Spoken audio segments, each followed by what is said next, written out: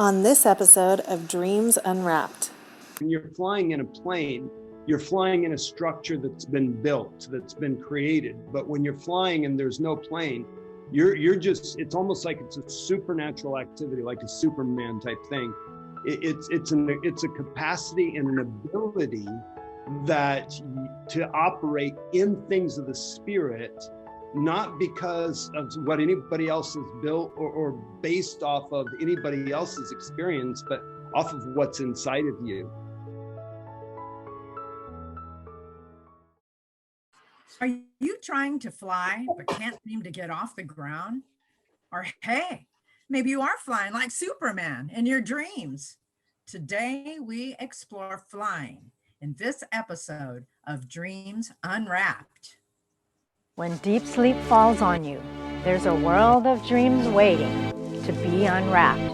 It's a puzzle waiting to be solved, a dream unfolding, a parable of the night. Join us on a journey to unwrap the mysterious messages found in divinely inspired dreams. This is Dreams Unwrapped. Let's meet the team. First, there is the ever whimsical Faith Frankenfield. Hi, everyone. A woman of many talents. Then there's the mad scientist, Sebastian Son. There's a reason I say that. Howdy. Plus, then there's the skateboarding airbrush artist, Tom Schwabe. Hey, how you doing, everyone? His art is so amazing, by the way, and I love that Hebrew eyeball thing that you did. You know, it's my favorite. I wear a size medium, if you know what I mean. Oh man, I thought you were a size large. Hey, COVID, wait. Okay, it's All right. Anyway, by the way, I'm Tina Winters. And today we have a special guest. He is the president of the International Training School, Streams Academy. As a spiritual son of John Paul Jackson, he has built the house upon which John Paul created a foundation. He carries a heart to see the church rise up in her authority and in full power of the Holy Spirit in devotion to the one who called her. I'd like to welcome back Dream Master Extraordinaire, John E. Thomas. Welcome, John. Thanks for having me. Good. I didn't know I got promoted to Dream Master. That's pretty cool. Time. What's happening? Oh man. Every time you return, you get a new promotion. There we go. I need to do this more often then. Anything new happening? You know, actually, so this room, I mean, a lot of the stuff has been stuff that we've used, but I'm in a brand new room. We've just expanded our offices. We've had to grow, which is a beautiful thing in the midst of everything that's going on. I mean, the hunger to really hear from God and to have a, what's the right word I'm looking for, but to have a balanced approach to hearing from God that holds us to the eternal truth and yet speaks to the moment. It's just growing. And so we've been able to grow. We've got some more people on our staff, and we've got this room where I'm going to be doing a lot of training and teaching and equipping. So just exciting stuff going on right now. Room looks good. Thank you. It looks great. Did you just rearrange the room, or did you actually move to a new building, a larger building? So we actually, the building that we were at had multiple units, and we just took on some more units. So we had two, we took on two more. So we doubled our space, but it's completely connected. So we're just going to have a hallway from where we were, where we still have our larger studio for a classroom, the Dream Lab set and different shows that we do there. And then this is mainly going to be offices, just my office space, because a lot of what I do is on Zoom and video. So we're making this room into a multi-purpose room. It looks great. Yeah, thank you. Zoom back up. all this inheritance that I got. Most of the stuff behind me, some of it's mine, but most of it is actually stuff that was in John Paul's office. The books were John Paul's. My library, I keep in my house. So I've actually got a fun one I found yesterday. I started looking into it. It's dream interpretation from a Hebraic perspective, from a Jewish perspective, and they're actually going through what's talked about in the Zohar and the Talmud and some of the rabbinic traditions about dreams and dream interpretation. So it's quite intriguing.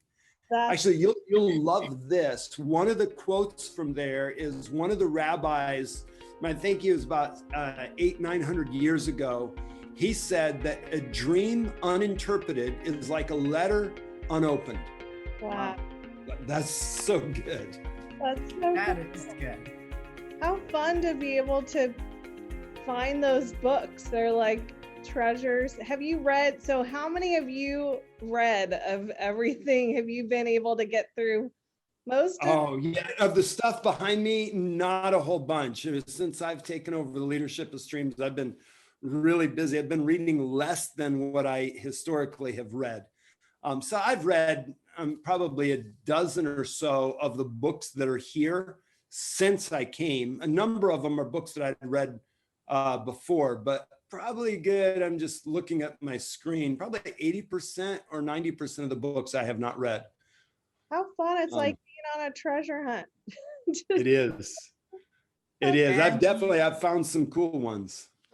That's great. Yes, and you are definitely a spiritual son of John Paul Jackson. And I think that when you do start to go through those books, you're going to find some notations that he's left for whoever inherited that. And it's going to be a true treasure. Yes, sir, it is.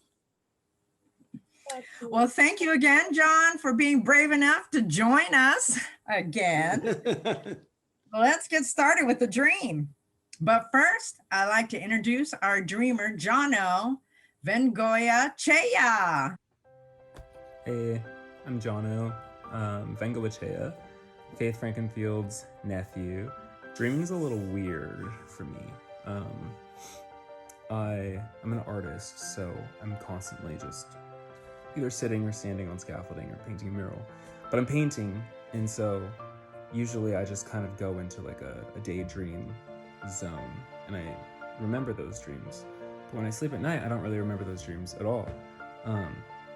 But this reoccurring dream of mine that we're going to talk about, pretty sure we're going to talk about, I remember this one like really vividly. It's actually kind of like somewhere I kind of have like walked before and met and been angry with and confused about. So when I told Faith about this, or began telling Faith about this dream, she told me, come onto the show, finish the dream there. And I was like, well, I'm really bad on camera, so this is gonna be a little awkward, but. Hello. Jono. Hi, Jono. Hi, Jono. Jono, you got Hi. What's that? Hi. Hey, welcome. Thank you so much. Sorry about the confusion over here. I'm late because I didn't have the app on my phone. I didn't know I needed an app for it. Oh yeah, you're not late. You're good. Okay. We just Very good. a little bit early and you could come on at any time. Oh, But wonderful. these are my friends. They're not as weird as I am. You definitely aren't. Oh my God. Does that mean that I'm standing out then? This is my nephew, Jono. Hey. It's wonderful to meet you guys. I've heard wonderful things. I love all your background drop things. Are you actually in a library right now, or is that a backdrop? No, this is real. We're talking That's about real? That looks real. so nice. it looks so good that it looks like a background, yeah. And you're not actually in a fire pit, are you? Nope. No, he's not. Yeah. He is, but he came back from the dead just to interpret your dream. And then Thomas, you're really social distancing right now. That's a He selfie really from the moon right there. Yeah, it looks like it. Did you guys had a good dream before this one? You're the first. We're just doing yours tonight. Oh, wonderful. Yeah. So do you want to Okay. go ahead and tell us your dream? We've all read Okay, it. yeah. It'd be great for you to share with the audience about it. Okay, cool.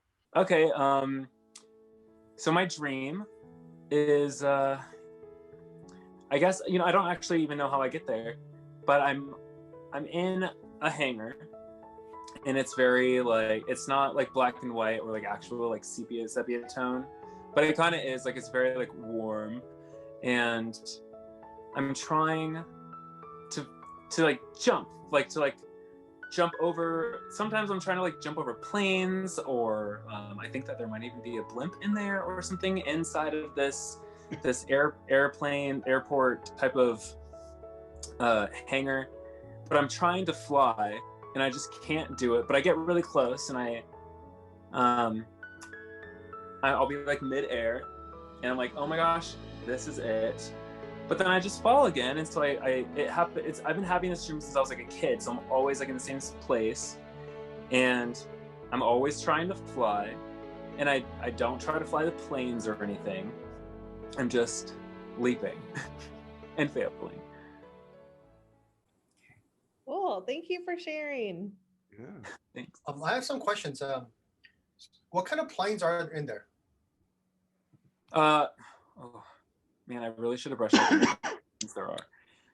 They're what are I guess they're kind of old. Like they're not like commercial planes. They're kind of like private planes, like not jets or like anything fancy, just regular planes. Some of them have choppers. So these are propeller planes, and they're older, so like World War II era kind of stuff. Is it for carrying people? Is it a war kind of like? Is it for combat? Is it like like private jets? Like what is it? Or all kinds? I'm not. I want to say all kinds, just like in general planes. I don't know anything about planes, so chances are, like in my dream, these are just planes. Like they're just private owned planes. I don't think that they're war planes or anything. I haven't had to use the guns or anything yet. Yeah, I honestly, I don't. I guess they're just. I wouldn't say like. I'm not sure if they're out of commission. Like I think that they work, but they're just small passenger planes. You were mentioning, I think you said that this is a recurring dream that you have. How old? Yeah, since I was like a kid. I don't remember how old. Definitely after 2007. I think I started having it. I moved to Temecula in like, or not 2007, since I was 7. So I would say probably since like 2000. I would say, yeah. Right after you moved to Temecula from Long Beach? Yeah. Okay. And do you have it really often? Do you have it once a year or once every few years? I would say definitely at least once a year. I haven't had it recently though. Maybe during 2020. 2020 has been so long that I have no idea. No, seriously, it's insane. It's the longest 5 years of my life. Yeah, it really is. Yeah.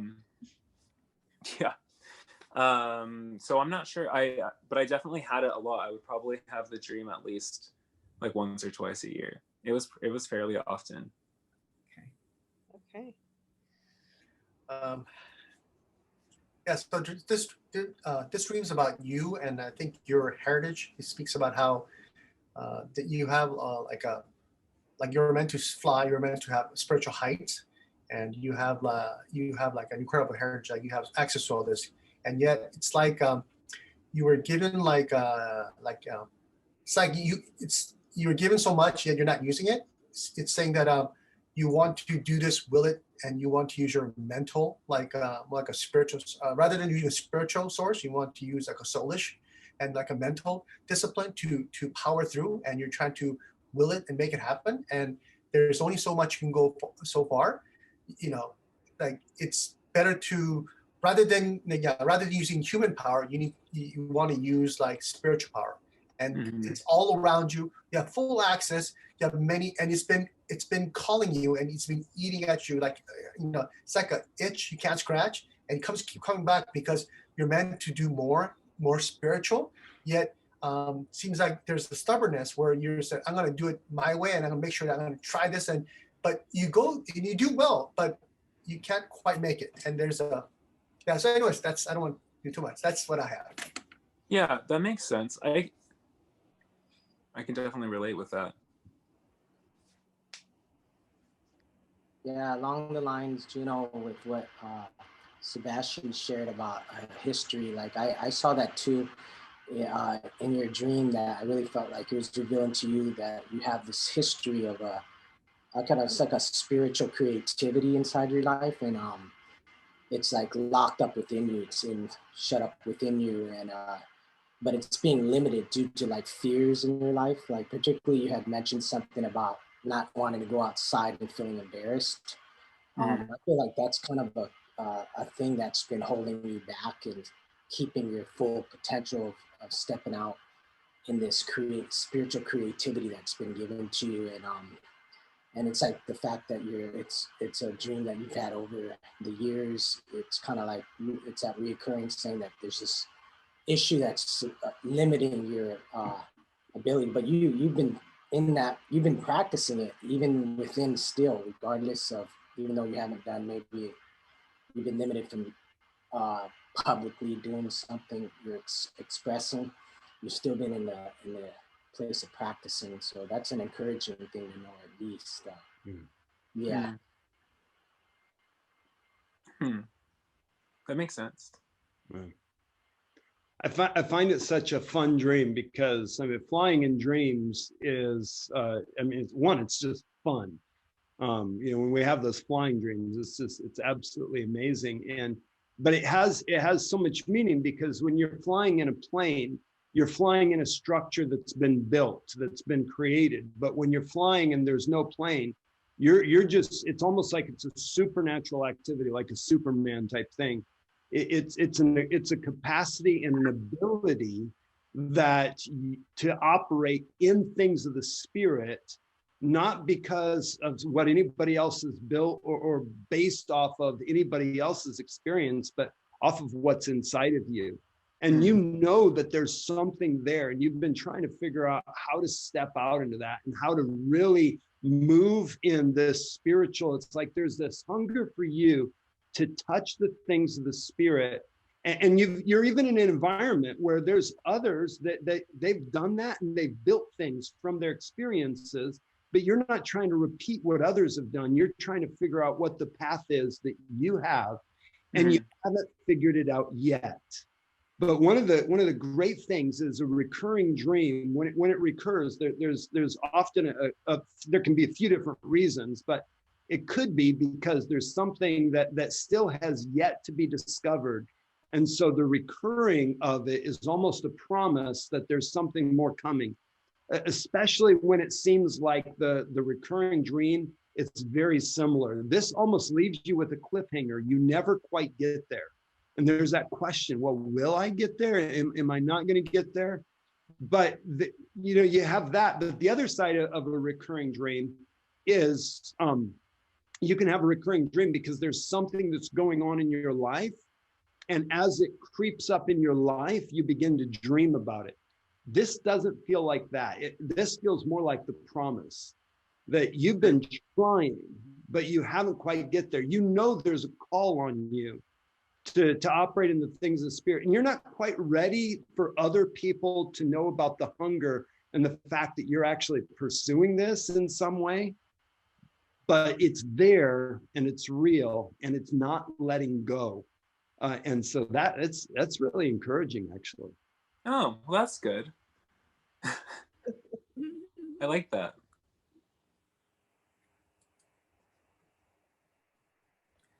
Jono, you have the ability to rise above your circumstances and do extraordinary things. But it's going to take some faith and trusting in what you can't see, and maybe a little practice. So don't give up. And don't be afraid to go outside of that room, outside for the room that you need. Be brave and step out of your shell or usual circumstances. Your good qualities are that you prepared ahead of time, you persevere, and you uplift yourself when things don't look good. But God wants you to know and to understand most of all that you are a spiritual person. Life is a narrow road with not much bending, and you can't do it alone. You'll need God to boost you up. A supernatural intervention of God Himself to step in and make the difference. Mm. As much as we rely on our own abilities to get to where we need to go, sometimes it takes that supernatural power of God to get you there. And you kind of like you have a spirit of David where you talk to yourself and you talk to your soul and you encourage yourself. David used to remind himself to put his hope in God. When times seem impossible and you're struggling to take that flight, look to God for His supernatural power. God wants you to know through this dream that He is there for you and wants to be a part of your journey and partner with you along the path that is your life. Mm. That was uplifting. Thank you. Donna, I see, I'm going to talk about some family stuff with you. And, in our family, and it's funny because I've never heard or known this about you, but you're so similar to me and to Eliana and things that I'm seeing in Eliana. And that is just being nervous to step out in our gifts. And you're talking about in your dream how you didn't want anyone outside of the hangar to see you, that you didn't want to try flying outside, but you're not able to fly without taking risks. And so I feel like God's telling you that you're going to need to be seen and take some risks in order to go where He wants you to go and to do some of the things that He has for you. And that's a generational issue. That's been an issue that's in me that I've struggled to do. And I see that in Eliana, and I'm seeing that in your dream a little bit where you're nervous about how people might perceive you, but you have, God's given you this ability and He's given you these gifts to share with the world, and they're important. And in order for you to be able to fly, you're going to need to step out and be seen and be outside of your comfort zone. That totally makes sense. Yeah. Because I mean, that could also be another reason why I haven't had the dream again, like during coronavirus, is because I'm just sitting inside of my comfort zone. Yeah, getting out of my comfort zone seems like it would be like a definitely like a reasonable thought behind that. In my comfort zone, super stubborn, trying to do something else. But yeah, that was like kind of weird that I'm trying to fly inside of something that planes usually leave to fly in. So it's kind of odd. Yeah. And I love what everyone has said. I think one of the things that John said stood out to me too, about how unique you are and how, God's created you to do something totally different than what's there already. And those are, they could be things in our generational line. We have artists like you in our generational line, but what God's doing with you is so different, and He's doing it in a different way. One thing I wanted to share that was really cool. Jonna, you have a gift as is a hearer and a knower, and God really tells you things. I remember even when you were little, and funny story, when Jono and his sister were little, my sister was trying to tease me about not being married yet. and I said, if you guys just pray and maybe I'll meet my husband. You guys and prayed all the time for me to meet my husband. And literally 6 months later, Uncle Jeff decided to move to California. And during that time you guys were praying was when he was contemplating moving here, and his boss was calling him every day trying to get him to move. But one of the things that you said was that you hoped that you and your sister, or maybe Caitlin, said you, in your prayer, you said, I hope that she would marry a Calvary Chapel man. And which was funny because I had not gone to Calvary Chapel anymore and I'd stopped going, but that's where I met Uncle Jeff. Oh, was it really? Yeah, I met him through a friend, not the Calvary Chapel that I had gone to before, but my friend's dad was a pastor of a Calvary Chapel, and we met at one of her birthday parties because he was going to church there. And so I think that, and I look back at that and I just see God giving you guys a prophetic word and God using you guys to pray Uncle Jeff into my life. Which is a huge, I love that. Yeah. You were a big Well, you're welcome. See what you did, Jono? Yeah, seriously. I knew I loved that guy. You got Faith married off. Never forget. That's super cute. You've never told me that. I love that. Yeah. I talk about that all the time, and I'm sorry I haven't shared that with you, but we were thinking about that like after we saw you at Matt and Melissa's reception, and I was like, I need to tell Jono and Caitlin about that. Yeah, I think Caitlin would definitely appreciate to hear that also. Yeah, that's super cute. I remember when you hadn't met Jeff yet, and it was very it was like weird because your sisters are all so much older than you, so like we all kind of like, I think, saw you as more of a cousin, but it was kind of like, you know, like you have to get married. Everybody has to get married. So old. Right? Wait, what? Why are you so old and not married yet? Yeah, exactly. And now I'm like the same age that you probably were then. Pray for me. Your turn, Jono. Oh, that's awesome. Oh, that's funny. Love that. Does anyone have anything else, or? Actually, Jono, do you mind if I share something with you? Oh, yes, please. Yeah, so just as we've been chatting, I had this sense that I'll just give to you and you can figure out what to do with it. But what I saw is I saw two different paths in front of you.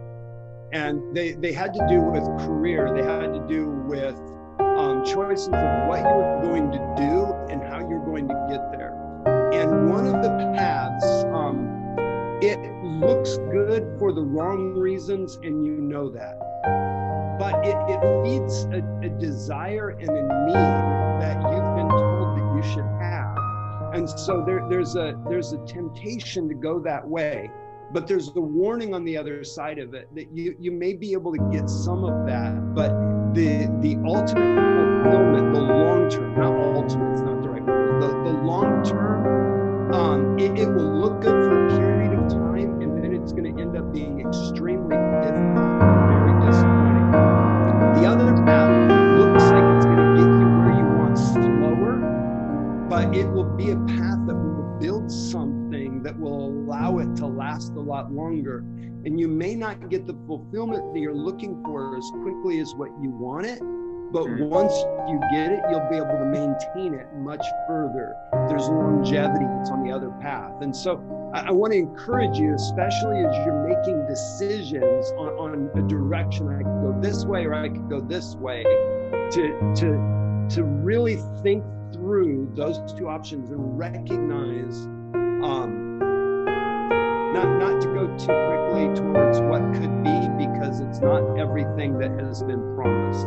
It looks good, but the temporary joy will lead to long-term pain.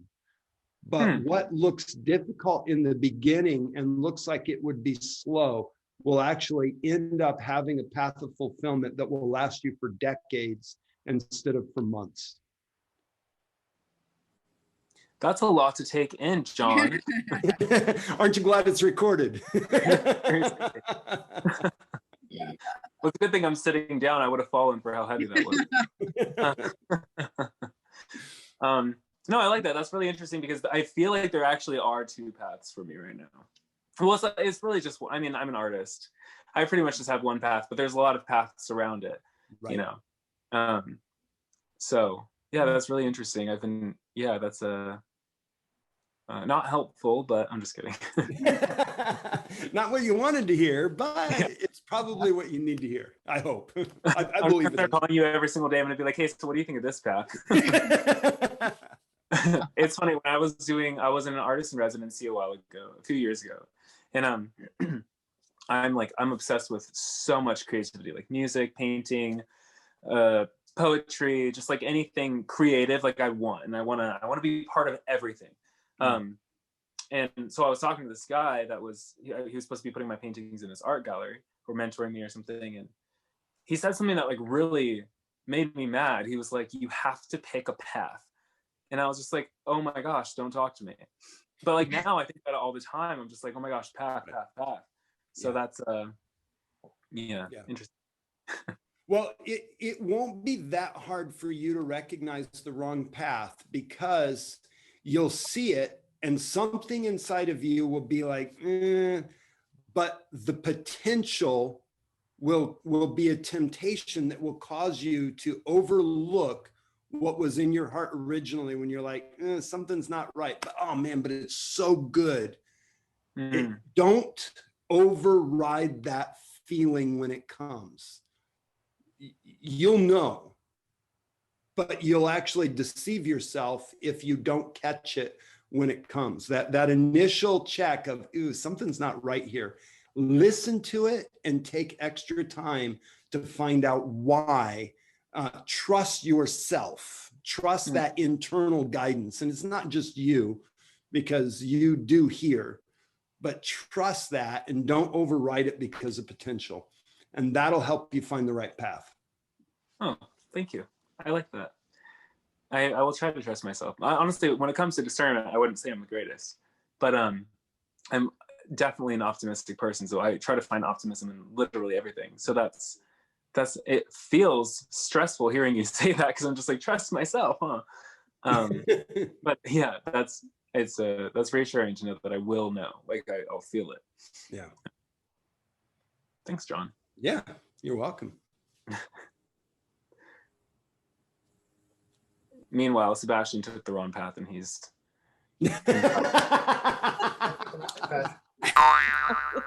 it's fire. Our God is a consuming fire. Exactly.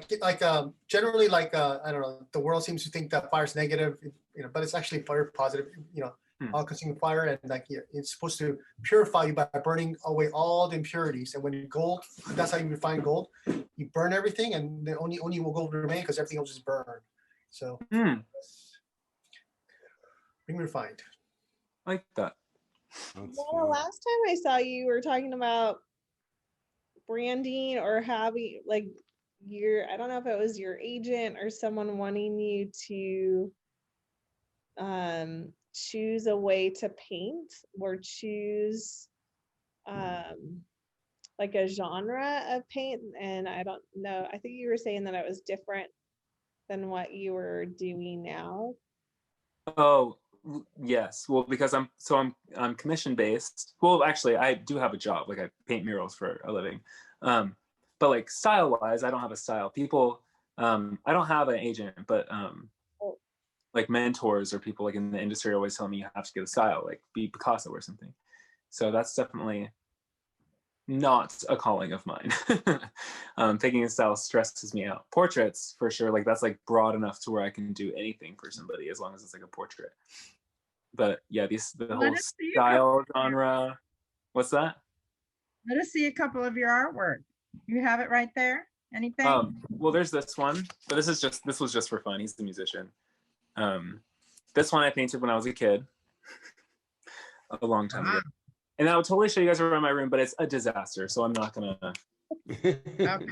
anything around. problem. Yeah, actually, now that I think, it looks more like Sebastian right now. Come on, that's great. Getting purified, huh, Sebastian? Getting purified. Oh, funny. Sebastian, did you want to do the blessing? Yeah. Anyone else also want to give a blessing also? Besides me? No? Why don't you get started? I'll get started then. All right. So I release divine creativity. I pray that God is the maker, He's the creator, and true creativity is divine.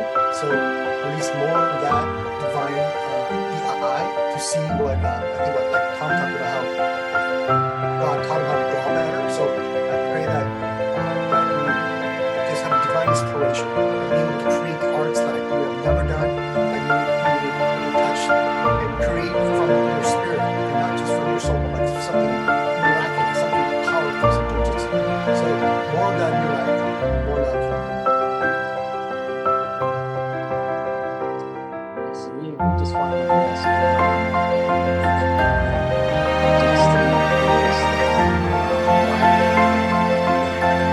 will be sensitive to higher destiny, purpose from above.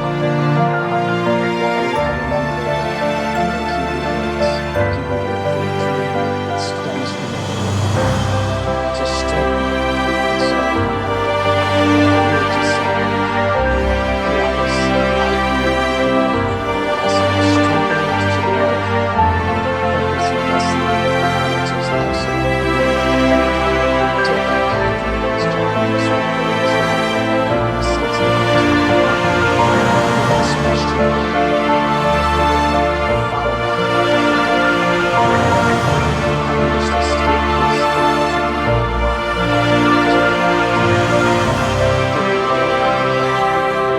cause him to waver, stagger, and all that in the head, but he'd just be responsive, and we just bless that ability, giving him that creative ability and expression. Thank you for the unique expression. Thank you that he's a person that doesn't want to be molded by some or put into a mold or into a square that he doesn't fit in, but he's unique and he's very wired to do something totally different and to not be boxed in. So we just bless him with just that ability just to creatively fly and touch, go in the orbit, go way out and touch, go places like this. As he starts out where no man has gone before, he'll be a leader now. And that, I just encourage you as well. We have a message for a whole generation of people, a visual message, as well as, you are the message. You are the character. God created you as an expression of his heart. And you are the unique message.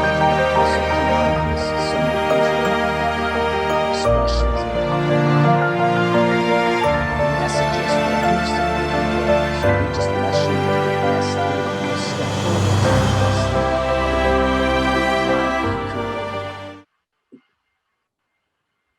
I want a little more, in the arts, there's a thing called like Renaissance man where, artists try to really just dabble into everything, all sorts of different arts.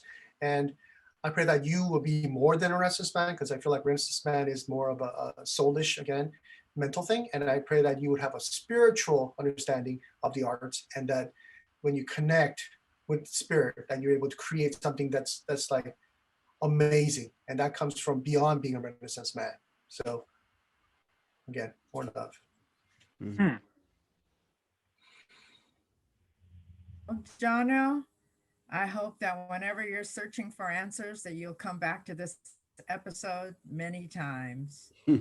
Thank you so much for sharing your dream with us. We enjoyed having you. Thank you. I enjoyed being part of this. Great meeting you, man. Great meeting you also. Sebastian, Tina, John. Wait, Faith, Thomas. Oh, so good, so good. Bye, Jono. Thanks. Bye, thank you. All right, goodbye. Thank you, John, for coming back. We love it when you're here. Oh, thank you so much. It's good. Streams Academy specializes in training to understand the voice of God, prophetic ministry, and holds dream interpretation workshops. If you're interested in going in the next level of dream interpretation, go to www.streamstraining.com. And if you'd like to have your dream interpreted on this show, email your dream to unwrappingyourdreams@gmail.com. May the Lord bless you and keep you and give you peace. And may he show up in your dreams tonight. See you next time. You look like you're like in hell or something. You look like he's in hell. Getting hot in there, Sebastian? It is. It's getting hot in here. Some marshmallows. But it's cool. Keep it going. Oh, see, I knew if I joked around with you, you were going to change it. No, I mean, I don't want to look like in hell. I mean, well, the thing is, fire is actually the secular world. Put it on. The secular world thinks that fire belongs to God. Okay, It belongs to God, right? And get to church. It streams healing. Yes. In the Dallas area.